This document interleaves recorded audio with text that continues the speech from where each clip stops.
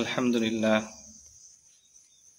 আলহামদুলিল্লাহি রাব্বিল আলামিন ওয়াল আকিবাতু লিল মুত্তাকিন ওয়াসসালাতু ওয়াসসালামু আলা সাইয়্যিদিল আমবিয়াই মুহাম্মাদিনিল মুস্তাফা।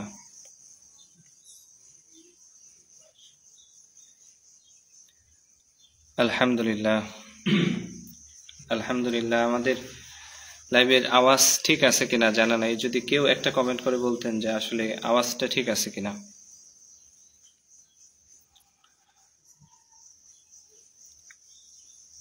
আলহামদুলিল্লাহি নাহমাদুহু ওয়া নাস্তাঈনুহু ওয়া নাস্তাগফিরুহু ওয়া নাউযু বিল্লাহি মিন শুরুরি আনফুসিনা মান ইয়াহদিহিল্লাহু ফালা মুদিল্লা লাহু ওয়া মান ইউদ্লিলহু ফালা হাদিয়া লাহু ওয়া আশহাদু আন লা ইলাহা ইল্লাল্লাহু ওয়াহদাহু লা শারীকা লাহু ওয়া নাশহাদু আন্না সাইয়্যিদানা ওয়া মাওলানা মুহাম্মাদান আবদুহু ওয়া রাসূলুহু।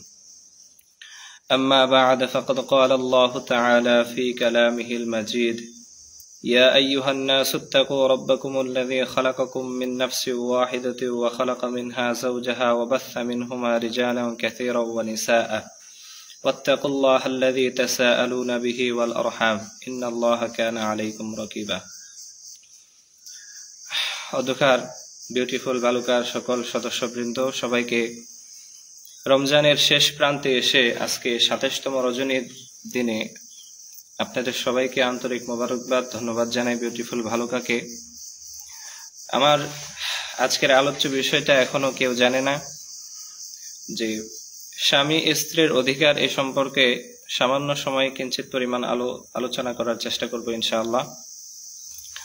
মুহতারাম দোস্ত বুজুর্গ, বর্তমান এমন একটা ক্রিটিক্যাল সময়ে আমরা অবস্থান করতেছি, যেখানে সকালবেলা ঘর থেকে বের হইলে রাত্রেবেলা ঘরে ফেরার আগ পর্যন্ত আমাদের আশেপাশে চারদিকে শুধু নারীর সংস্পর্শ আমরা দেখতে পাই। যে ঘরের বাহিরে নারী,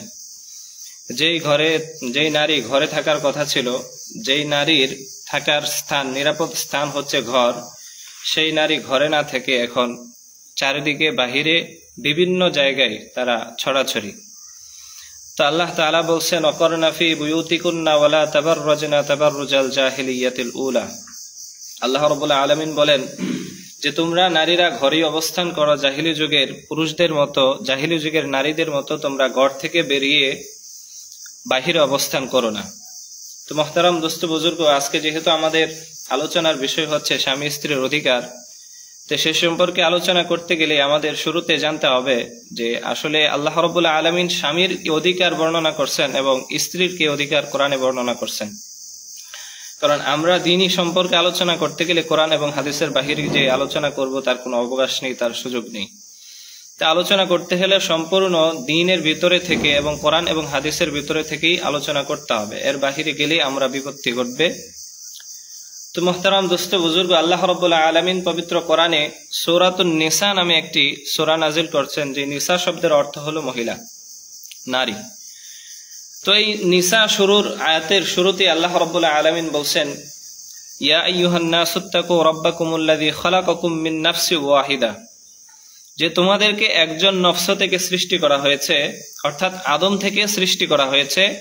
মিন নাফসিন ওয়াহিদা ওয়া খালাকা মিনহা যাওজাহা, এই একজন নফস থেকে তার জাওজা, তার স্ত্রীকে সৃষ্টি করা হয়েছে। আল্লাহ রাব্বুল আলামিন বলেন যে এই এখানে সরাসরি শুধু এতটুকু বলা হয়েছে যে আল্লাহ রাব্বুল আলামিন আদম থেকে তার স্ত্রী মা হাওয়াকে সৃষ্টি করছে।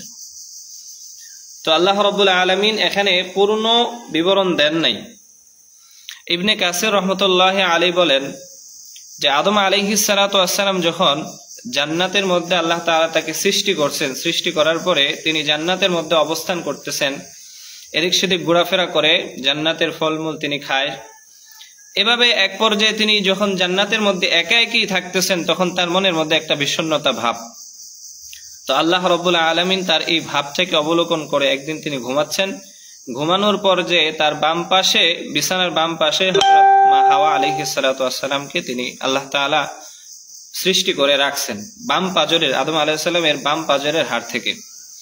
তো নবী করিম সাল্লাল্লাহু আলাইহি ওয়াসাল্লামের হাদিস থেকে স্পষ্টভাবে এটা বোঝা যায়, জানা যায় যে নবী করিম সাল্লাল্লাহু আলাইহি ওয়াসাল্লাম বলেন যে নারী জাতিকে সৃষ্টি করা হয়েছে পুরুষের বাম পাজরের বাঁকা, সবচেয়ে উপরের যেই সবচেয়ে বাঁকা যে হাড়টা আছে, ওই হাড় থেকে নারীকে সৃষ্টি করা হয়েছে। তো মোহতারাম দোস্ত বুজুর্গ, আল্লামা তকি ওসমানী রহমতুল্লাহি আলাইহি বলছেন, নারীকে যে বাম পাজরের হাড় থেকে সৃষ্টি করা হয়েছে, এর মানে নারীর মধ্যে একটা বক্রতা ভাব আছে। এটা নারীর কোনো খারাপ গুণ নয়, এটা নারীর হচ্ছে একটা সৌন্দর্য। কারণ আমরা যদি আমাদের বুকের দিকে খেয়াল করি, যে আমাদের যে পাজরগুলো আছে, বুকের যে হাড়গুলো আছে, এগুলো সবগুলোই বাঁকা। তো এগুলোকে যদি সোজা করে রাখা হয়, তাহলে দেখবেন এখানে একটা সৌন্দর্য থাকবে না, ফুটে উঠবে না। তো তিনি বলেন যে নারীদেরকে যে বাঁকা হাড় থেকে সৃষ্টি করা হয়েছে, এটা মূলত এখানেই নারীদের সৌন্দর্য। তো নারীদেরকে যদি বাম পাজরের হাড় থেকে সৃষ্টি করা না হয়তো, যদি পাজরের হাড়গুলো সোজা থাকতো, তাহলে আপনি দেখতেন যে এটা সৌন্দর্য দেখা যায়, সুন্দর না। তো কোনো নারীর মধ্যে যদি তার বক্রতার ভাব থাকে, তাহলে বুঝবেন যে নারী সুস্থ আছে। কিন্তু কোনো নারী যদি তার মধ্যে কোনো বক্রতার ভাব নেই, তিনি স্বয়ং সম্পূর্ণভাবে দেখা যায় যে একদম সোজা সাপটা তিনি চলেন, তাহলে বুঝতে হবে যে তিনি তার মধ্যে অসুস্থতা বিরাজ করতেছে, তিনি পরিপূর্ণ সুস্থতার মধ্যে নেই। মুহতারাম দোস্ত বুজুর্গ, হাদিসে নবী করিম সাল্লাল্লাহু আলাইহি ওয়াসাল্লাম বলেন যে পুরুষের সবচেয়ে উপরের যেই বাঁকা হাড়টা আছে, এই হাড় দিয়ে নারীকে সৃষ্টি করা হয়েছে। তো নারীকে সৃষ্টি করা হয়েছে, যদি তোমরা নারী থেকে কোনো উপকার নিতে চাও, উপকৃত হতে চাও, তাহলে এই বাঁকা অবস্থায় নারী থেকে উপকার নিতে হবে, নারী থেকে উপকৃত হতে হবে। যদি তোমরা এই বাঁকা হাড়টাকে সোজা করতে যাও, তবে বিপত্তি ঘটবে, হাড় ভেঙে যাবে, অর্থাৎ এখানে যে বিয়ের যে সম্পর্কটা আছে এটার ছেদ ঘটবে, তালাকের সৃষ্টি হবে। এই জন্য নবী করিম সাল্লাল্লাহু আলাইহি ওয়াসাল্লাম বলছেন যে এখানে যেটা যে অবস্থায় আছে সেই অবস্থায় রেখে এটা থেকে উপকার গ্রহণ করতে হবে। মুহতারাম দোস্ত বুজুর্গ, আল্লাহ রাব্বুল আলামিন কোরআনে কারিমে বলছেন, ওয়াআশিরুহুন্না বিল মা'রুফ। যেহেতু কথাগুলো গোছানো হচ্ছে না, একটু অগোছালোই হচ্ছে, তো অগোছালো কথার মধ্যে বলি, আল্লাহ রাব্বুল আলামিন বলছেন যে তোমরা তোমাদের নারীদের সাথে সৎ ব্যবহার করো, ভালো ব্যবহার করো। তাহলে আমরা আমাদের কথার শুরুতে নারীর অধিকারটাই নিয়ে আসতেছে আগে। তো আল্লাহ রাব্বুল আলামিন পৃথিবীতে দুই ধরনের জাতি সৃষ্টি করছেন। পৃথিবীর সম্মানের সবচেয়ে সম্মানী যেটা, সেটা হলো মানুষ। মানুষের মধ্যে জাত দুইটা, পুরুষ এবং নারী। তো নারী এবং পুরুষ এই দুই শ্রেণীর সৃষ্টির উদ্দেশ্য ভিন্ন ভিন্ন। আল্লাহ তাআলা পুরুষকে এক কাজের জন্য সৃষ্টি করছেন, আর নারীকে আরেক কাজের জন্য সৃষ্টি করছেন। তো পুরুষ, তাকে যেই কাজের জন্য সৃষ্টি করা হয়েছে, সে যদি তার কাজের মধ্যে থাকে, বুঝতে হবে পুরুষ তার সঠিক জায়গায় আছে। আর নারীকে যেই জন্য সৃষ্টি করা হয়েছে, নারীকে যেই কাজের জন্য সৃষ্টি করা হয়েছে, নারী যদি সেই কাজের ভিতরে না থাকে, নারী যদি সেই অবস্থান থেকে সরে যায়, তাহলে বুঝতে হবে যে নারী তার সঠিক অবস্থানের মধ্যে নেই। মুহতারাম দোস্ত বুজুর্গ, আল্লাহ রাব্বুল আলামিন পুরুষকে কেন সৃষ্টি করছেন? আল্লাহ তাআলা বলেন, লিররিজালি নাসিবুম মিম্মা তারাকাল ওয়ালিদাইন ওয়াল আকরাবিন। আল্লাহ রাব্বুল আলামিন পুরুষ এবং নারী এই দুই জাতের মধ্যে এক জাতির উপর সৃষ্টি কর্তৃত্ব দিয়েছেন। আল্লাহ তাআলা বলেন, আর রিজালু কাওয়ামুনা আলান নিসা, যে পুরুষকে নারীর উপর কর্তৃত্ব দেওয়া হয়েছে। কর্তৃত্ব কেন দেওয়া হয়েছে? আর রিজালু কাওয়ামুনা আলান নিসা বিমা ফাদ্দালাল্লাহু বা'দাহুম আলা বা'দ।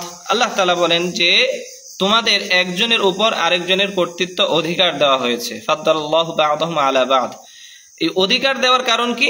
বলে বিমা আনফাকু, যে পুরুষ যারা আছে তারা নারীদের জন্য নিজের অর্থ ব্যয় করে। এই আয়াতের দ্বারা বোঝা যাইতেছে যে আল্লাহ রাব্বুল আলামিন অর্থ ব্যয় করার এবং অর্থ উপার্জন করার যাকে চাবিকাঠি হিসেবে তৈরি করছেন, সেটা হলো পুরুষ। যে পুরুষ যদি অর্থ উপার্জন করে, আর পুরুষ যদি তার নারীর জন্য অর্থ ব্যয় করে, মুহতারাম দোস্ত বুজুর্গ, তাহলে বোঝা যাবে যে পুরুষ তার সঠিক দায়িত্বের মধ্যে আছে। এখন বর্তমান সময় আমি আমাদের বর্তমানে প্রেক্ষাপটটা আমাদের সামনে একটু তুলে ধরি, যে সকালবেলা ফজরের পর থেকে রাত্রির আগ পর্যন্ত, ঘুমোতে যাওয়ার আগ পর্যন্ত যদি আপনি একদিন যে ঠিক করেন যে আমি আমার বাসার যে মোড়াটা আছে, রাস্তার চৌমোড়া, সেখানে বসে থাকবো, তাহলে আপনি দেখবেন কর্মস্থানের উদ্দেশ্যে সকাল থেকে রাত্র পর্যন্ত নারী ছুটে বেড়ায়। নারী কর্মস্থানের জন্য ছুটে বেড়ায়। কি জন্য? যে টাকা কামাইতে হবে, ফ্যাক্টরিতে গিয়ে চাকরি করতে হবে। ভাই আমার বলেন তো, এই যে নারীগুলো ঘর থেকে বেরিয়ে টাকার জন্য ঘর থেকে বের হচ্ছে, তাদের ঘরে কি পুরুষ নেই? তাদের ঘরে কি ভাই নেই, স্বামী নেই? প্রত্যেকের ঘরেই আছে। তো আল্লাহ তাআলা তো বলছেন আর রিজালু কাওয়ামুনা আলান নিসা, যে আল্লাহ তাআলা নারীর উপরে পুরুষের একটা কর্তৃত্ব দিয়েছেন। পুরুষের কর্তৃত্ব কি? তো আল্লাহ তাআলা বলেন যে পুরুষ নারীর উপরে তার অর্থ ব্যয় করবে, টাকা পয়সা কামাবে, সেটা নারীর জন্য খরচ করবে। এই একদিকে যদি এটা হয় যে নারীর উপর প্রাধান্য পাওয়ার পুরুষ কারণ, তাহলে আরো অনেক বিভিন্ন কারণ আছে যেই কারণগুলোর কারণে যে আল্লাহ তাআলা নারীর উপর পুরুষের কর্তৃত্ব দিয়েছেন। তো বলতেছিলাম দুই শ্রেণীর সৃষ্টির কথা। আল্লাহ তাআলা নারীকে সৃষ্টি করছেন এক উদ্দেশ্যে, আর পুরুষকে সৃষ্টি করছেন আরেক উদ্দেশ্যে। পুরুষকে সৃষ্টি করা হয়েছে, পুরুষ বাহিরের প্রাণী বলি, যেহেতু দিনভর পুরুষ খেটে খেটে নিজের মাথার ঘাম পায়ে ফেলে, নিজের সুখ দুঃখ সবকিছু ভুলে যায়। এই যে আমাদের সামনে ঈদ আসছে, অনেক পুরুষ ভাই বলবে যে আমি ঈদের কোনো কেনাকাটাই করি নাই, শুধুমাত্র পরিবারের জন্য। তো মুহতারাম দোস্ত বুজুর্গ, আল্লাহ তাআলা পুরুষকে সৃষ্টি করছেন তার পরিবারের খরচ বহন করা, তার পরিবার গোছানো, তার বাহিরের যত কাজ আছে, সংসারের ভেতরের না, সংসারের বাহিরের যত কাজ আছে, ওই সব কাজ করার জন্য আল্লাহ তাআলা পুরুষকে সৃষ্টি করছেন। আর নারীকে সৃষ্টি করা হয়েছে ঘরের যত কাজ আছে সবগুলো সৃষ্টি করার জন্য, সব কাজ করার জন্য। একটু খেয়াল করেন, আল্লাহ তাআলা বলেন অমিন আয়াতিহি আন খালাকা লাকুম মিন আনফুসিকুম আজওয়াজা, যে আল্লাহ তাআলার যত নিদর্শন রয়েছে, সবচেয়ে নিদর্শনগুলোর মধ্যে অন্যতম একটা নিদর্শন হলো আন খালাকা লাকুম মিন আনফুসিকুম, যে আল্লাহ তাআলা তোমাদের স্ত্রীদেরকে তোমাদের নিজেদের থেকেই সৃষ্টি করছেন। স্ত্রীদেরকে পুরুষের থেকেই সৃষ্টি করছেন। আজওয়াজা কি জন্য সৃষ্টি করছেন? লিতাসকুনু ইলাইহা ওয়া জাআলা বাইনাকুম মাওয়াদ্দাতা ওয়া রাহমা। তো আল্লাহ রাব্বুল আলামিন পুরুষের জন্য নারীকে সুকুন, শান্তির জায়গা বানিয়েছেন। যে একটা পুরুষ সারাদিন বাহিরে কাজকর্ম করার পরে যখন সে ঘরে আসবে, ঘরে আসার পরে সে অবশ্যই তার নারীকে, তার স্ত্রীকে সে আনুগত অবস্থায় পাবে, যাতে করে ওই পুরুষ তার স্ত্রীকে দেখার সাথে সাথে মনের মধ্যে একটা প্রশান্তি পায়, আনন্দ পায়। যে পুরুষকে, নারীকে দেখার পরে তার মনের মধ্যে দিনের সারাদিনের যে ক্লান্তি আছে সেই ভাবটা দূর হয়ে যায়। তা আল্লাহ তাআলা বলেন লিতাসকুনু ইলাইহা, এই নারীকে সৃষ্টি করা হয়েছে পুরুষের শান্তির জন্য, সুকুনের জন্য। তো এই যে আমরা নারীর যে উদ্দেশ্য, সৃষ্টিগত একটা উদ্দেশ্য, যে পুরুষের সারাদিন কাজকর্ম করার পরে পুরুষ যখন ঘরে যাবে, বাড়ি ফিরবে, তখন সে তার স্ত্রীকে দেখে মনের ভিতরে একটা তৃপ্তি লাভ করবে, আনন্দ পাবে। এটা একটা নারী সৃষ্টির উদ্দেশ্য। মুহতারাম দোস্ত বুজুর্গ, আল্লাহ তাআলা আমাদেরকে প্রত্যেকটা জাতিকে ভিন্ন ভিন্ন উদ্দেশ্য নিয়ে সৃষ্টি করছেন। নারীকে এক উদ্দেশ্যে সৃষ্টি করছেন, পুরুষকে আরেক উদ্দেশ্যে সৃষ্টি করছেন। পুরুষ টাকা পয়সা কেন কামাবে, আর নারী কেন ঘরে থাকবে? নারী কেন ঘরে থাকবে আর পুরুষ কেন টাকা পয়সা কামাবে? এর সাধারণ আমি আপনাদের কিছু কারণ তুলে ধরতেছি, খেয়াল করবেন। আল্লাহ তাআলা পুরুষকে এমন কিছু সক্ষমতা দিয়েছেন যেটা নারীকে দেন নাই, আবার নারীকে এমন কিছু দুর্বলতা দিয়েছেন যেটা পুরুষকে দেন নাই। পুরুষ চাইলেও সে নারীর মতো সক্ষমতা পাবে, নারীর মতো কাজ করতে পারবে না, নারীর কাজগুলো সে করতে পারবে না। আবার নারী চাইলেও পুরুষ যে কাজগুলো করতে পারে সেগুলো নারীর দ্বারা সম্ভব না। এই জন্য দেখা যায় দুই শ্রেণীর মধ্যে আল্লাহ তাআলা সৃষ্টিগত এবং উদ্দেশ্যগতভাবে পার্থক্য রাখছেন। পুরুষ সে সারাদিন ভর কাজ করবে, তার ক্লান্তি আসবে, সে ঘরের ভিতরে যাবে, সন্ধ্যাবেলায় তৃপ্তি পাবে তার স্ত্রীর মাধ্যমে। এটা গেল একটা। এখন নারীকে আল্লাহ রাব্বুল আলামিন কি জন্য সৃষ্টি করছেন? আল্লাহ বলেন ওয়াকারনা ফি বুয়ুতিকুন্না ওয়ালা তাবাররাজনা তাবাররুজাল জাহিলিয়াতিল উলা, নারী ঘরের ভিতরে থাকবে। আগে সৃষ্টির কথাগুলো বলি, যে নারীকে কি জন্য সৃষ্টি করা হয়েছে? নারীকে সৃষ্টি করা হয়েছে পুরুষের মনের প্রশান্তির জন্য, এটা একটা কারণ। তারপরে আরেকটা কারণ হলো নারীকে সৃষ্টি করা হয়েছে তার পুরুষের সন্তান ধারণ করার জন্য। এটা হচ্ছে নারীর সৃষ্টির আরেকটা কারণ। কারণ কোনো পুরুষকে, গোটা দুনিয়ার কোনো পুরুষকে সন্তান ধারণের অধিকার দেওয়া হয়নি, ক্ষমতা আল্লাহ তাআলার পক্ষ থেকে দেওয়া হয়নি। তো যেই হুকুম আল্লাহ তাআলা পুরুষকে দেন নাই, যেই হুকুম নারীকে দিচ্ছেন, অবশ্যই এটার মধ্যে একটা পার্থক্য আছে। এখন নারীকে আল্লাহ তাআলা কিছু কিছু কাজ দিয়েছেন যেটা পুরুষকে দেন নাই। যেমন ধরেন আল্লাহ রাব্বুল আলামিন নারীকে তার শারীরিক কিছু দুর্বলতা দিয়েছেন। এই শারীরিক দুর্বলতার কারণে আল্লাহ তাআলা বলছেন যে নারী তুমি ঘরে থাকো। কারণ আল্লাহ তাআলা প্রত্যেকটা নারীকেই তার মাসিক কিছু অসুস্থতা দিয়েছেন।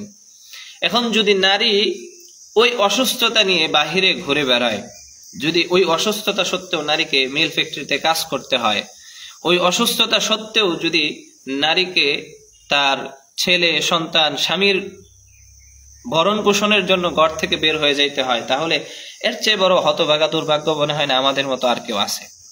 কারণ আল্লাহ তাআলা নারীর যে কাজ দিয়েছেন সেটা পুরুষকে দেন নাই। আমি আপনি হয়তো সমাজে কর্তৃত্ব দেখাই, আমার আপনার ঘরে মা আছে, বোন আছে, আমার আশেপাশে পরিচিতরাই দেখবেন মিল ফ্যাক্টরিতে চাকরি করে। তো তারা যে চাকরি করতেছে তাদেরও তো কোনো না কোনো পুরুষের অধীনস্থ তারা আছেন, তারা তাদের নারীকে দিয়ে কাজকর্ম করাইতেছেন। আসলে আমরা একটু লজিক্যালি চিন্তা করি। আমি যখন বিয়ে করছি, হ্যাঁ আমি বিবাহিত এই জন্য বলতেছি, আমি যখন বিয়ে করছি তো আমার শ্বশুর আমাকে আমার মধ্যে একটা যোগ্যতা দেখেই তার মেয়েকে দিয়েছেন। আমার মধ্যে টাকা কামানোর যোগ্যতা, সংসার চালানোর মতো যোগ্যতা, একটা নারীকে পরিচালনা করার মতো যোগ্যতা আছে বিদায় আমার শ্বশুর আমার কাছে তার মেয়েকে দিয়েছেন। এখন বিয়ের আগে যদি কোনো শ্বশুর এটা বুঝতে পারতো যে আমি যার কাছে দিতেছি সেই পুরুষ তো আমার মেয়েকে চালানোর সক্ষমতা রাখে না, তার আর্থিক যেই টাকা পয়সা আছে এটা দিয়ে আমার মেয়ের সংসার সে গুছাতে পারবে না, এটা যদি কোনো শ্বশুর বুঝতো তাহলে সে কোনোদিন ওই পুরুষের কাছে তার মেয়েকে বিয়ে দিত না। কিন্তু বিয়ে করার পরে আমরা কি করি, সে নারীকে পাঠায় দিয়ে যাও তুমি এখন তুমি উপার্জন করে তুমি নিজে খাও এবং আমাকে খাওয়াও। যদি একটাবার চিন্তা করে নলেজ দিয়ে যে আমাদের এই দেশের মধ্যে আমি ভালুকার মানুষ, আমি ভালুকার সন্তান, ভালুকায় আমার জন্ম, এই ভালুকার মধ্যে যদি চিন্তা করেন সকাল থেকে সন্ধ্যা পর্যন্ত মিল ফ্যাক্টরিতে যাওয়ার জন্য হাজার হাজার নারীর লাইন লাগে। এই প্রত্যেকটা নারীর কিন্তু একজন পুরুষের অধীনস্থ তারা। ওই পুরুষগুলো কি সক্ষম নয়? কারণ আল্লাহ তাআলা তো কোরআনে বলছেন আর রিজালু কাওয়ামুনা আলান নিসা, এক পক্ষকে আল্লাহ তাআলা আরেক পক্ষের উপর দায়িত্ব দিয়েছেন। পুরুষকে দায়িত্ব দিয়েছেন নারীর উপরে যে নারীকে সে অর্থ উপার্জন করে পরিচালনা করার মতো সক্ষমতা আছে বিদায় আল্লাহ তাআলা তাকে বিয়ে করার অনুমতি দিয়েছেন। কারণ পুরুষকে বিয়ে করার অনুমতি তখনই দেওয়া হয়েছে যখন একজন নারীকে পরিচালনা করার মতো যোগ্যতা তার ভিতরে থাকে। একজন নারীকে সে ভরণ পোষণ দেওয়ার ক্ষমতা যখন রাখে তখন আল্লাহ তাআলা বলছেন যে এখন তুমি বিয়ে করো, বিয়ে করা তোমার জন্য দায়িত্ব। কিন্তু যদি ওই পুরুষের এই পরিমাণ সক্ষমতা না থাকে যে একটা নারীকে সে পরিচালনা করতে পারবে না, তাহলে তার জন্য বিয়ে করার কোনো প্রয়োজন নেই, প্রয়োজন ছিল না। তো এখন ওই সমস্ত পুরুষ বিয়ে করে কি জন্য তাদের নারীদেরকে মিল ফ্যাক্টরিতে চাকরিতে পাঠাইতেছেন? তারা কি নারীর অধিকার জানেন যে নারীকে আল্লাহ তাআলা কি জন্য সৃষ্টি করছেন? আল্লাহ তাআলা নারীকে ঘরের সৌন্দর্য ফুল বানাইছেন। পুরুষ সারাদিন কাজ করার পরে ঘরে যাবে, ওই নারীকে দেখার পরে তার মনের মধ্যে একটা প্রশান্তি আসবে। মুহতারাম দোস্ত বুজুর্গ, আল্লাহ তাআলা নারীদেরকে বলছেন যে আমি যদি কোনো কাউকে সিজদা করার আদেশ দিতাম, আমি যদি কাউকে সিজদা করার আদেশ দিই, দেখো পুরুষ, আমি পুরুষ, আমাকে আল্লাহ তাআলা আল্লাহর নবী কতটা সম্মান দিয়েছেন, কতটা গুরুত্ব দিয়েছেন একজন নারীর উপরে। নবীজি বলে আমি যদি কোনো পুরুষকে আমি যদি কাউকে সেজদা দেওয়ার জন্য আদেশ করতাম তাহলে সর্বপ্রথম নারীদেরকে আদেশ করতাম তারা যেন তার স্বামীদেরকে সেজদা করে। তাহলে নবীজি নারী পুরুষদেরকে কতটা সম্মানের কতটা ঊর্ধ্বে নিয়ে বসাইছেন। দেখেন আমার আপনার নবী তিনিও সংসার করছেন, তিনারও সন্তান আদি আছে, তিনারও ওয়াইফ আছে, তিনারও পরিবার ছিল, তিনিও নারী পরিচালনা করছেন। তো এত কিছুর পরে আমি আপনিও নারীর পরিচালনা করি, কিন্তু আমার আর নবীজির পরিচালনা করার মধ্যে কতটা পার্থক্য। নবী করিম সাল্লাল্লাহু আলাইহি ওয়াসাল্লাম একবার ঘরের মধ্যে আসছেন, নবীজির স্ত্রী ছিল কয়েকজন। তো ওই দিন হযরত সাউদা রাদিয়াল্লাহু তাআলা আনহার পালা ছিলেন। নবী করিম সাল্লাল্লাহু আলাইহি ওয়াসাল্লাম সাউদা রাদিয়াল্লাহু তাআলা আনহার ঘরে। তো হযরত সাউদা রাদিয়াল্লাহু তাআলা আনহার ঘরে নবী করিম সাল্লাল্লাহু আলাইহি ওয়াসাল্লাম অবস্থান করতেছেন। এমন সময় হযরত আয়েশা সিদ্দিকা রাদিয়াল্লাহু তাআলা আনহা তিনি নিজের বাড়ি থেকে কিছু মিষ্টান্ন হালুয়া বানায় নিয়ে আসছেন নবীজিকে খাওয়ানোর জন্য, নবীজির সামনে পরিবেশন করার জন্য। তো সাউদার ঘরে আসার পরে হযরত আয়েশা সিদ্দিকা রাদিয়াল্লাহু তাআলা আনহা তার মিষ্টান্ন এটা তিনি পরিবেশন করছেন নবীজির সামনে। এখন নবীজি মিষ্টি খাবেন এমন সময় হযরত আয়েশা সিদ্দিকা রাদিয়াল্লাহু তাআলা আনহা তিনি হযরত সাউদা রাদিয়াল্লাহু তাআলা আনহাকে বলতেছেন যে আপনিও একটু নেন, আপনিও একটু মিষ্টি খান। তো সাউদা রাদিয়াল্লাহু তাআলা আনহা বলতেছেন যে এখানে এই যে নারীর মধ্যে নারীকে নিয়ে একটু জেলাস ফিল হওয়া এটা এখনো আছে। তো নবী হযরত সাউদা রাদিয়াল্লাহু তাআলা আনহা মনে মনে চিন্তা করতেছেন যে আজকে তো নবীজি আমার ঘরে থাকার অবস্থান করার কথা, এখানে সম্পূর্ণ আমার অধিকার, তুমি কেন বাড়ি থেকে মিষ্টি নিয়ে এসে খাওয়াবে, সুতরাং আমি তোমার মিষ্টি খাবো না। তো হযরত সাউদা রাদিয়াল্লাহু তাআলা আনহা বললেন না আমি মিষ্টি খাবো না। তো আয়েশা রাদিয়াল্লাহু তাআলা আনহা পুনরায় সাউদাকে বললেন এই যে নেন একটু মিষ্টি খান। সাউদা বললেন না আমি মিষ্টি খাবো না। তো আয়েশা সিদ্দিকা বললেন যদি তুমি মিষ্টি না খাও তাহলে আমি কিন্তু জোর করে তোমার মুখে মিষ্টি দিয়ে দেব। তো এই কথা বলার পরে হযরত আয়েশা সিদ্দিকা রাদিয়াল্লাহু তাআলা আনহা একটু হালুয়া নিয়ে হযরত সাউদা রাদিয়াল্লাহু তাআলা আনহার মুখে দিয়েছেন। তো হযরত সাউদা রাদিয়াল্লাহু তাআলা আনহা এই ঘটনার পরে নবীজির কাছে অভিযোগ দিয়েছেন, ইয়া রাসূলুল্লাহ দেখেন আয়েশা কি অভিযোগ কি করতেছে আমার উপর। তো নবী করিম সাল্লাল্লাহু আলাইহি ওয়াসাল্লাম দেখেন দুইজন স্ত্রীকে একসাথে কিভাবে হ্যান্ডেল করতেছেন তিনি। নবীজি বলতেছেন সাউদা আয়েশা তো তোমার উপর জুলুম করছে, সুতরাং এখন তোমার অধিকার আছে তুমিও তার উপর জুলুম করতে পারো, তুমিও তার উপর প্রতিশোধ নিতে পারো। কি প্রতিশোধ? যে সাউদা যে তোমার উপরে মিষ্টি লাগায় দিছে এখন তুমিও চাইলে তার মুখের মধ্যে মিষ্টি লাগায় দিতে পারো। তো হযরত সাউদা রাদিয়াল্লাহু তাআলা আনহা একটু মিষ্টি নিয়ে হযরত আয়েশা সিদ্দিকা রাদিয়াল্লাহু তাআলা আনহার মুখে লাগায় দিয়েছেন। তো আয়েশা সিদ্দিকা রাদিয়াল্লাহু তাআলা আনহা এই দুইজন যে একজন আরেকজনের মুখে মিষ্টি মাখামাখি করতেছেন এটা কার সামনে? মানবতার মুক্তির দূত নবিকুল শিরোমণি হযরতে মুহাম্মদুর রাসূলুল্লাহ সাল্লাল্লাহু আলাইহি ওয়াসাল্লামের সামনে ঘটনাগুলো ঘটতেছে আর নবীজি এগুলো প্রত্যক্ষ করতেছেন। মুহতারাম দোস্ত বুজুর্গ, এই যে সংসারের মধ্যে একজন আরেকজনকে পরিচালনা করার একটা যোগ্যতা, যে এখন তো আমাদের মধ্যে যে প্রত্যেকে যার যার অধিকার নিয়ে ব্যস্ত, যে আমার উপর একটা নিজের একটা অধিকার আছে সেইটা যে আদায় করতে হবে এই দিকে কারো খেয়াল নাই। তো আমাদের উস্তাদ একজন একটা কথা বলছিলেন যে গোটা দুনিয়ার মানুষ হয়তো খারাপ, তাদেরকে পরিবর্তন করার ক্ষমতা আমার নাই, তাদেরকে পরিবর্তন করে ফেলার মতো যোগ্যতাও আমার নেই, তবে একটা যোগ্যতা আমার কাছে আছে, সেই যোগ্যতাটা হলো আমি নিজেকে পরিবর্তন করতে পারবো। এই যোগ্যতাটা আল্লাহ তাআলা আমাকে দিয়েছেন। তো প্রত্যেকেই এমন একটা সময় আসছে নারী তার অধিকারগুলো খুঁজে, যখন দেখে যে নারী তার অধিকার না পায় তখন সংসারের মধ্যে বিপত্তি ঘটে। পুরুষ তার অধিকার খুঁজে, পুরুষ যখন তার অধিকার পরিপূর্ণ না পায় তখনই সংসারের মধ্যে বিপত্তি ঘটে।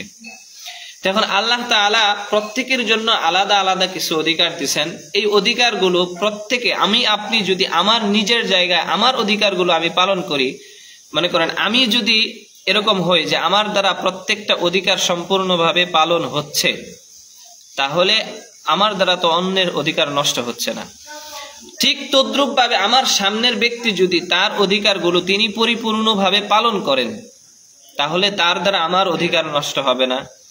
এরকম ভাবে আমরা সময় এখন এমন যে প্রত্যেকেই যার যার অধিকার নিয়ে ব্যস্ত, আমার অধিকার লাগবে, আমার অধিকার দাও, আমার অধিকার দাও। নারী বলতেছে যে আমাকে পুরুষের সমান অধিকার দাও, আমি ঘর থেকে বের হয়ে চাকরি করার অধিকার চাই, আমি ঘর থেকে বের হয়ে নির্বিঘ্নে রাস্তায় চলাফেরা করতে চাই।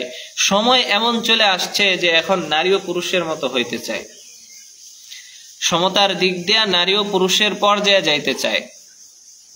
আল্লাহ তাআলা পুরুষের শরীরে যেই টাকা কামানোর যে যোগ্যতা, যে সক্ষমতা দিচ্ছেন এটা নারীর শরীরে দেন নাই।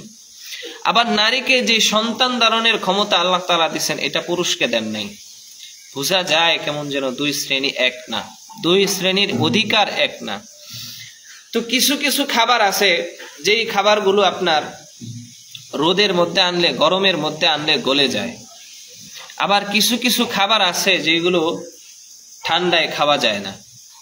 যেরকম ধরেন আপনি একটা আইসক্রিম বানানোর পরে ওই আইসক্রিম যে বানাইছে সে কি বলছে যে এটা ঠান্ডার মধ্যে রাখতে হবে, ফ্রিজের মধ্যে।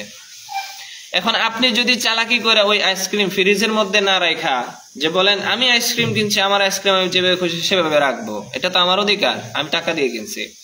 এখন আপনি বললাম যে ঠিক আছে আইসক্রিম ঠান্ডার মধ্যে রাখবো না, আমি তপ্ত রোদের মধ্যে নিয়ে রাখলাম। বলেন তো আইসক্রিমের কত মিনিট অস্তিত্ব থাকবে? 5, 10, 15 মিনিট পরে আপনি আইসক্রিমের অস্তিত্ব খুঁজে পাবেন না। কারণ আইসক্রিম সে রোদে গেলে গলে যায়, তাপে গেলে গলে যায়, বাতাসে গেলে গলে যায়। তার থাকার জায়গা হচ্ছে ঠান্ডায়, ফ্রিজে বা এমন ঠান্ডায় শীতাতপ নিয়ন্ত্রিত জায়গায় যেখানে বাতাস আসে না। এখন আল্লাহ তাআলা নারীকে বলছেন, নারী তোমাকে আমি অধিকার দিছি, অধিকারগুলো ঘরের ভিতরে, অধিকারগুলো ঘরের ভিতরে, তোমরা ঘরের ভিতরে থাকো, জাহিলু যুগের নারীদের মতো ঘর থেকে বের হয় না। এখন নারী কি করতেছে, যে নারী আসছে এই যুগে আইসা যে সে পুরুষের সাথে সমতা রাখা, পুরুষের মতো ঘর থেকে বের হয়ে টাকা পয়সা উপার্জন করবে, নিজে নিজে এস্টাবলিশ হবে, নিজে প্রতিষ্ঠিত হবে, সংসার পরিচালনা করবে, পুরুষের উপর হাত দেখাবে। নারী যখন কোনো সময় দেখবেন, যেই সংসারেই দেখেন, যেখানে দেখবেন নারী টাকা উপার্জন করে, সেখানে নারী পুরুষের থেকে আস্থা হারিয়ে ফেলে। যেই সংসারের মধ্যে পুরুষ টাকা কামাইতে পারে না, পুরুষের উপর নারী কর্তৃত্ব দেখায়, ওই সংসারের মধ্যে আল্লাহ তাআলা বরকত রাখে না। আল্লাহ তাআলা বলছেন আর রিজালু কাওয়ামুনা আলান নিসা, পুরুষকে নারীর উপর অবশ্যই কর্তৃত্ব দেওয়া হয়েছে। এখন পুরুষকে যে আল্লাহ তাআলা কর্তৃত্ব দিয়েছেন, এই পুরুষের কর্তৃত্বটা পুরুষকেই করতে হবে। কর্তৃত্ব কোন জায়গায় এখন খেয়াল করতে হবে, কর্তৃত্ব কিন্তু সর্ব জায়গায় না। কর্তৃত্ব হচ্ছে পুরুষ সমাজ না, সংসার পরিচালনা করার ক্ষেত্রে আল্লাহ তাআলা পুরুষকে কর্তৃত্ব দিয়েছেন।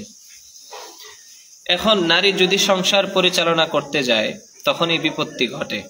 কারণ এমন একটা সময়ের মধ্যে আমরা অবস্থান করতেছি, আমাদের সোশ্যাল মিডিয়া, চারদিকের সমাজ ব্যবস্থা এবং আধুনিক জামানায় দুনিয়াতে আপনি খেয়াল করেন যে মানুষ নারীর অধিকার প্রতিষ্ঠিত করার জন্য সংগঠন বানাইছে, বিভিন্ন মানুষের অধিকার প্রতিষ্ঠিত করার জন্য তারা বিভিন্ন সংগঠনের তৈরি করছে। কিন্তু গোটা দুনিয়াতে খুঁজে এমন কোন একটা সংগঠন পাইবেন যে সংগঠনের মধ্যে লেখা আছে যে এই সংগঠন দ্বারা যার যার নিজের অধিকারগুলো আদায় করতে হয়? পাইবেন না। কারণ দুনিয়াতে সবাই অন্যের অধিকার নিয়ে ব্যস্ত, নিজের অধিকার নিয়ে কেউ নাই। আল্লাহ তাআলা পুরুষকে সংসার পরিচালনা করার কর্তৃত্ব দিয়েছেন, দায়িত্ব দিয়েছেন, পুরুষ সংসার পরিচালনা করবে। এখন কোন সংসারে যদি পুরুষের এরকম আকল থাকে যে পুরুষের চেয়ে নারীর সক্ষমতা বেশি, নারীর যোগ্যতা বেশি, টাকা পয়সা যা আছে সব দিক দিয়ে পুরুষ যদি নারীর চেয়ে দুর্বল হয়, তাহলে এই সংসারে যাওয়ার পরে যদি নারী পুরুষকে সম্মান না দেখায় উপেক্ষা করে চলে, নারীর সক্ষমতা থাকার পরে ওই সংসার টিকে না। কারণ নারীর অধিকার সে সমাজ পরিচালনা করার না, সংসার পরিচালনা করার না, সে একজন পুরুষের অধীনস্থ। এখানে যদি নারী এটা মনে করে যে আল্লাহ তাআলা তো আমাকে, আমার স্বামী যেমনই হোক, যেমন দুর্বলই থাকুক, টাকা পয়সা না কামাইতে পারুক, আমি টাকা পয়সা কামাই, ঠিক আছে, সে যদি পুরুষকে সব সময় সামনে রাখা, আগে দেখায়া, বড় বানায়া সে সংসারটা পরিচালনা করতে যায়, ঠিক আছে। কিন্তু নারী যখনই দেখবেন যে সে সংসার পরিচালনা করতে চায় নিজে বড় হইয়া পুরুষকে ছোট দেখায়া, এই সংসারে পুরুষের সম্মান থাকে না, নারী নিজের কর্তৃত্ব ধরে রাখতে পারে না। আমার একজন উস্তাদ বলছিলেন যে দেখো, এক সময় তো বড় হবা, বিয়ে অবশ্যই করবা, তবে বিয়ে করার ক্ষেত্রে একটা বিষয় অবশ্যই মাথায় রাখবা, যেই সংসারে নারীর কর্তৃত্ব চলে, যে সংসারে পুরুষ থাকা সত্ত্বেও নারীর কর্তৃত্ব চলে, সেই সংসারে কোনোদিন বিয়ে করবে না। কারণ এই সংসারে বিয়ে করলে তুমি সুখ পাইবে না। কারণ সংসারে পুরুষ থাকা সত্ত্বেও যেখানে নারী কর্তৃত্ব দেখায়, ওই সংসারে যে মেয়ে আছে সেটা কখনো না স্বামীর অধীনস্থ হয় না। কারণ সে তার মাকে দেখে আসছে, তার মা তার বাবার অধীনস্থ নয়। মা যেহেতু বাবার অধীনস্থ নয়, মেয়ে কোনোদিন স্বামীর অধীনস্থ হতে চাইবে না। এই জন্য পুরুষ শাসিত সমাজে, নারী শাসিত সমাজে আমাদের উস্তাদ বিয়ে করতে নিষেধ করছে। বিয়ে করার কারণটা আমরা নিজের যোগ্যতা দিয়ে একটু চিন্তা করি, কি জন্য বলছেন। তো মুহতারাম দোস্ত বুজুর্গ, অনেক কথা হয়ে যাচ্ছে, কথার কোনো কুল কিনারা আসতেছে না। তো যেটা বলতেছি যে আল্লাহ তাআলা দুই শ্রেণীকে উদ্দেশ্যগতভাবে নারীকে সৃষ্টি করছেন এক উদ্দেশ্যে, পুরুষকে সৃষ্টি করছেন আরেক উদ্দেশ্যে। পুরুষ যদি তার উদ্দেশ্য ঠিক রেখে তার অবস্থানে থাকে আর তার নিজের অধিকারগুলো সে রক্ষা করে, আর নারী যদি নিজের অবস্থানে থেকে তার অধিকারগুলো আদায় করে যায়, তাহলে সমাজের মধ্যে বিপত্তি ঘটবে না। কারণ নবী করিম সাল্লাল্লাহু আলাইহি ওয়াসাল্লাম বলেন, আল মারআতু রাইয়াতুন ফি বাইতি যাওজিহা, নারী হলো তার স্বামীর সংসারে রাখালের মতো। যে সংসারের মধ্যে সে যখন থাকে, নারীর সংসারটাকে রক্ষা করার দায়িত্ব হচ্ছে নারীর। নারী, নবীজি বলছেন যে সংসারকে রক্ষা করার দায়িত্ব নারীর, আর পুরুষের দায়িত্ব হলো সে বাহিরটা দেখভাল করা। তো নারীর মধ্যে কিছু গুণ আছে। আমরা কথাটা খুব ইফতারের সময় কাছে যাচ্ছে, কথাটাকে গুছিয়ে নিয়ে কাছাকাছি নিয়ে আসে। যে নারীর মধ্যে নবী করিম সাল্লাল্লাহু আলাইহি ওয়াসাল্লাম বলছেন যে বিয়ে করার ক্ষেত্রে কিছু কিছু গুণ দেখে নারীকে বিয়ে করার। বিয়ের পরের, যেহেতু আমরা স্বামী স্ত্রীর অধিকার নিয়ে আলোচনা করতেছি, তো স্বামী স্ত্রীর অধিকারের মধ্যেই বলি, নারীর মধ্যে যে উত্তম নারীর মধ্যে কিছু গুণ পাওয়া যায়। এক নাম্বার গুণ হইল যে নারী তার ছেলে সন্তান স্বামীর জন্য দ্বীনের ক্ষেত্রে সহযোগিতা করে। দ্বীন বলতে ধর্ম। আমরা যে দ্বীন ইসলাম পালন করি, এই দ্বীন ইসলাম পালন করার ক্ষেত্রে নারী একটা পুরুষকে সাহায্য করে। কারণ বিয়ের ক্ষেত্রে পুরুষের চেয়ে নারীকে বলা হয়েছে যে তুমি আল্লাহওয়ালা বেশি হও। পুরুষের চেয়ে নারীকে আল্লাহওয়ালা বেশি হওয়ার কথা বলা হয়েছে। তো নারী যদি পুরুষের চেয়ে আল্লাহওয়ালা বেশি হয়, সন্তান পরিচালনা করতে পারে, সন্তানকে আল্লাহওয়ালা বানাইতে পারে, মানুষ বানাইতে পারে। তো একটা নারী এলেমের দিক দিয়ে পুরুষের চেয়ে অধিক জানলেওয়ালা, আল্লাহওয়ালা হওয়া, এটা নারীর একটা গুণ। তারপরে নারীর সম্পদের হেফাজত করা। আল্লাহ তাআলা বলছেন যে আল্লাহ তাআলা নারীকে এমন কিছু বৈশিষ্ট্য দিয়েছেন যে ফাসসালিহাতু কানিতাতুন হাফিজাতুল লিল গায়বি বিমা হাফিজাল্লাহ, যেই সংরক্ষণী বস্তুগুলো আছে, এই সংরক্ষণী বস্তুগুলোর নারী যথাযথভাবে হেফাজত করে না স্বামীর অনুপস্থিতিতে। স্বামী যখন সংসারে না থাকে তখন সে তার সংসারের যে হেফাজতযোগ্য যে জিনিসগুলো আছে এগুলোর হেফাজত করে। তার মধ্যে একটা জিনিস, সর্বোত্তম জিনিস হলো নারী স্বামীর সম্পদ হেফাজত করে।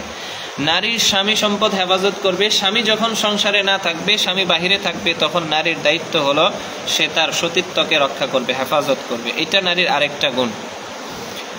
আমাদের সমাজে এখন পরকীয়ার চারদিকে এত পরিমাণ পরকীয়া, মানে ঘর থেকে বের হইলে মনে হয় এই নারীকে দেখলে, মানে সে সংসারে থাকা অবস্থায় পুরুষের সাথে এমনভাবে আচরণ করে, এমন কর্কট ভাষায় কথা বলে, মনে হয় যে পুরুষ তার চিরশত্রু। সে পুরুষকে, তার স্বামীকে দু চোখেই দেখতেই পারে না। কিন্তু ঘর থেকে বের হওয়ার সময় বাহিরে সামনে যে পুরুষটার সাথে তার দেখা হয়, সাক্ষাৎ হয়, ওই পুরুষটার সাথে এত মিষ্টি সুরে কথা বলবে, মনে হবে এই পুরুষটা তার দুনিয়া সবকিছু। তাহলে বলেন সংসারে ঝগড়া হবে না তো কার সাথে হবে? বাহিরে পরকীয়া বাড়বে। এই জন্যই তো বাড়বে যে আপনি ঘরে যাওয়ার পরে স্বামীর সাথে কর্কশ ভাষায় কথা বলতেছেন, স্বামীর সাথে খারাপ আচরণ করতেছেন, জোর জবরদস্তি দেখায় কথা বলতেছেন। আর যখন ঘর থেকে বের হইতেছেন তখন বাহিরের একজন বেগানা পুরুষ, যার সাথে আপনার পর্দা করা ফরজ, সেই পুরুষের সাথে পর্দা করতে না পারে আপনি তার সাথে মিষ্টি কোকিল কণ্ঠে কথা বলতেছেন। তো ওই পুরুষ কি আপনার প্রতি আকৃষ্ট হবে না? আপনি কি ওই পুরুষের প্রতি আকৃষ্ট হবেন না? অবশ্যই হবেন। এখানেই যা পরক্রিয়ার বিপত্তি ঘটে। এই জন্য বলছে যে নারী উত্তম, নারীর গুণগুলোর মধ্যে একটা হলো নারী তার সম্ভ্রম, স্বামীর সম্পদ। এখন তো অনেক দেখা যায় যে নারী বিদেশে, পুরুষ বিদেশে থেকে টাকা পয়সা কামায়, আর ওই নারী ঘরে থেকে তার টাকা অন্যজনকে, আরেকজনকে দিয়ে দেয়। ওই যে ফেসবুকে পয়সা ফিস করে, কারোর সাথে সম্পর্ক হওয়ার পরে জানে যে স্বামী তার বিদেশ, টাকা পয়সা আছে, সে বলে আমাকে কিছু টাকা দাও, নারী এখান দিয়ে টাকা দিয়ে দেয়। এটা নারীর কোনোদিন উত্তম গুণ হইতে পারে না। এটা নারীর সবচেয়ে একটা খারাপ বৈশিষ্ট্য। নারীর উত্তম গুণ হইল স্বামীর অনুপস্থিতি তার সম্পদ, তার সন্তান, তার সম্ভ্রম, তার টাকা পয়সা যা কিছু আছে সব কিছু নারী হেফাজত করবে, নারী রক্ষা করবে। এটা নারীর একটা গুণ। মোহতারাম দোস্ত বুজুর্গ, আমাদের কথাগুলো আলোচনার মনে হয় আরো বাড়তেছে। কথাগুলো খুব সংক্ষেপ করার চেষ্টা করতেছি, আমাদের ইফতারের সময়টা খুব কাছে। তো নারীর আরেকটা গুণ হইল যে নারী পুরুষের কাছে কি চায়। নারী পুরুষের চোখ দুই ধরনের। এক ধরনের পুরুষ নারীর সৌন্দর্য খোঁজে, আরেক ধরনের পুরুষ নারীর ভেতরের যে তার আধ্যাত্মিক আত্মার যে বিষয় আছে এটা দেখে। তো স্বভাবতই প্রত্যেকটা পুরুষ চায় যে তার নারীটা সবসময় সুন্দর থাকুক, সাজালো গোছালো থাকুক ঘরের মধ্যে, যে তাকে দেখলে মনে হয় যে আমার এখন আর বাহিরের নারী দেখার প্রয়োজন নাই। কারণ ঘর থেকে আমরা ঘরের মধ্যে থাকা অবস্থায় কি করি, নারী সারাদিন কাজ করে, যে কাপড়ের মধ্যে হাতে পায়ে সব জায়গায় ময়লা, একদম নোংরা একটা অবস্থা। পুরুষ তার দিকে তাকাইলেই মনে হয় যে এটা কে, এটা একটা মনে হয় যে সংসারের সবচেয়ে খারাপ জিনিসটা হইল নারী। এরকম অবস্থায় নারী ঘরের ভিতরে থাকে। আর যখন এই নারীটাই ঘর থেকে বাহির হয়, মুখের মধ্যে মেকআপ করে চারদিকে তার যত সৌন্দর্য আছে হাতে পায়ে সব সৌন্দর্য নিয়ে বের হয় কি করে, পরপুরুষকে দেখায়। আর ঘরের ভিতরে সে তার নিজস্ব পুরুষকে, তার যত নোংরা দিকগুলো আছে সবগুলো উপস্থাপন ঘরের ভিতরে তার পুরুষকে করে। আর সে যখন বাহিরে যায়, বাহিরে যাওয়ার পরে তার যত সৌন্দর্য আছে সব পরপুরুষকে দেখায়। এটা নারীর বৈশিষ্ট্য না। নারীর বৈশিষ্ট্য হয়েছে নারী তার পুরুষকে আকৃষ্ট করার জন্য ঘরের ভিতরে তার সর্বোচ্চ সৌন্দর্য দিয়ে পুরুষকে আগলে রাখবে। তখনই না একটা পুরুষ বাহিরের নারী থেকে ঘরের ভিতরে আকৃষ্ট হবে। দেখেন, পুরুষকে নবী করিম সাল্লাল্লাহু আলাইহি ওয়াসাল্লাম বলছেন, পুরুষ তুমি বাহিরে থাকা অবস্থায় যদি কোনো নারীর প্রতি তোমার মন চলে যায়, মন চলে যাওয়ার সাথে সাথে তুমি ওই দিকে আর তাকাইবা না, সরাসরি ঘরের দিকে দৌড় দাও। ঘরে যাওয়ার পরে তুমি তোমার স্ত্রীর সাথে ওখানে যে বিষয়টা তোমার নজরে আসছিল এই বিষয়টা তুমি তোমার ঘরের মধ্যে খেয়াল করো। কৌশলে একটা কথা নবীজি বলছেন, তুমি বাহিরে যেই নারীর প্রতি যেই জিনিসগুলো দেখে আকৃষ্ট হয়েছ, হুবহু ওই জিনিসগুলো তোমার ঘরে স্ত্রীর মধ্যে আছে। বুঝলেন? আপনি একটা নারীর মধ্যে যেই বিষয়গুলো খুঁজতেছেন, হুবহু এই জিনিসগুলো আপনার ঘরে স্ত্রীর মধ্যে আছে। তবুও পুরুষ কি জন্য বাহিরেরটা খুঁজে? কারণ বাহিরেরটা সুন্দর। ওই নারী ঘরের ভিতরে সুন্দর থাকে না, বাহিরে যখন বের হয় তখন তার সমস্ত সৌন্দর্য মুখের মধ্যে মেখে তারপরে বের হয়। ওই নারীকে দেখে পুরুষ আকৃষ্ট হয়, ঘরের মধ্যে আসলে তার মনটা একদম ব্যথনায় ব্যাপুর। এই নারীকে আমি বিয়ে করছি, দেখলে মনে হয় না এর চেয়ে নিকৃষ্ট মনে হয় জিনিস আর কোনো নাই। মা বোনেরা আমার, ঘরের মধ্যে আমরা নিজেরা একটু সুন্দর সাজালো গোছালো ভাবে থাকি, নিজের পুরুষটাকে অন্তত যাতে অন্য কোনো নারীর দিকে আকৃষ্ট না হয়, এই এতটুকু করার জন্য যা করা লাগে আমরা করি। পুরুষকে বলছেন, নারীকে যদি তুমি আলাদাভাবে ঘর দিতে পারো, আলাদাভাবে ঘর দেওয়ার যদি সক্ষমতা থাকে তাহলে বিয়ে করো, এটা নারীর অধিকার। কারণ এখন এমনও সময় ফ্যামিলি আছে, জয়েন্ট ফ্যামিলি, যেই ফ্যামিলির মধ্যে স্ত্রী তার স্বামীকে নিয়ে দুইটা মনোরঞ্জনমূলক কথা বলবে, এই সুযোগ হয় না। তো ওই সুযোগ যেহেতু না হয়, এখানে তো আর নারী তার পুরুষকে আগলে রাখার চেষ্টাও করবে না, কারণ সুযোগ নেই। তো এখানে নবীজি বলছেন যে পুরুষ তুমি যদি একজন নারীকে ভরণ পোষণ, তার থাকা খাওয়ার জন্য আলাদা একটা রুম দিতে পারো, যেখানে সে নিরাপত্তা ফিল করবে, যেখানে যে সে তার স্বামীর সাথে দুইটা কথা মন খুলে বলতে পারবে, এতটুকু স্থান যদি তুমি তাকে না দিতে পারো, বিয়ে করার দরকার নেই। ভাই ভাবি, আমরা সকলেই খুব চিন্তার সাথে ভাবি যে আসলে যে আমরা কোন সমাজে বাস করতেছি। যে আমরা নারী চাই পুরুষের থেকে তার সম্পূর্ণ অধিকারগুলো আদায় করে নিক, আর পুরুষ চাই নারীর থেকে তার অধিকারগুলো আদায় করে নিক। বিপত্তি এখানেই। আমি বলছিলাম যে আমি চাইলে গোটা পৃথিবীকে পরিবর্তন করতে পারবো না, কিন্তু আমাকে পরিবর্তন করার সক্ষমতা আমার মধ্যে আছে। দোস্ত, আসেন আমরা নিজেকে পরিবর্তন করি। আমরা নিজেকে পরিবর্তন করি, এই প্রতিজ্ঞা নেই যে একজন নারীকে যে আমি ঘরের ভিতরে আনছি তাকে পর্দা করানোর দায়িত্ব আমার, তাকে গায়রে মাহরাম পুরুষ থেকে হেফাজত করার দায়িত্ব আমার, তাকে ভরণ পোষণ দেয়া, তাকে যেন কোনো কাজের জন্য পর পুরুষের নাম সামনে না যাইতে হয়, এই সমস্ত জিনিস থেকে তাকে বাঁচানোর দায়িত্ব আমার, আমি পুরুষের। কারণ পুরুষকে আল্লাহ তাআলা কর্তৃত্ব দিয়েছেন। আর নারীর দায়িত্ব হলো যে এই সমস্ত কাজগুলো থেকে নিজে বিরত থাকবে, যে সমস্ত কাজের মাধ্যমে তার পুরুষ তার প্রতি অনীহা ভাব দেখায়, এই প্রত্যেকটা কাজ থেকে নারী নিজেকে হেফাজত করবে। আর পুরুষ যাতে নারীকে বাহিরে না যাইতে হয়, বাহিরে যায় টাকা উপার্জন করতে না হয়। বাহিরে যাওয়ার পরে নারী যেন ঘরের প্রতি অনীহা হারায় ফেলে, নিজের সন্তানাদি।